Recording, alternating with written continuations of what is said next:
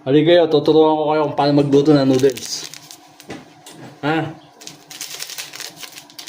Pagkatapos nyo pakuluan ang Lucky Me, di ba, kulong-kulo na siya. Ito, kulong-kulo na. Ipapakita ko sa inyo. Di ba? Kulong-kulo na yan.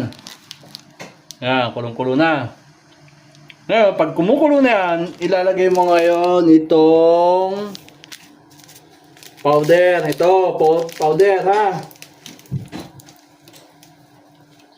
Yan, oh.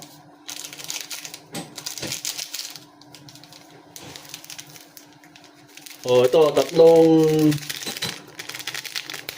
Lucky Me beef ang lulutuin natin. Yan. Yan, oh. Ganyan lang kasimple magluto ng noodles, ha? Oh, pag kumulo na, oh, ibig sabihin, luto na. Ha? Oh. Ito, tip. Ito ang tip galing kay Doraemon Palaboy. Okay? Matuto para makakain.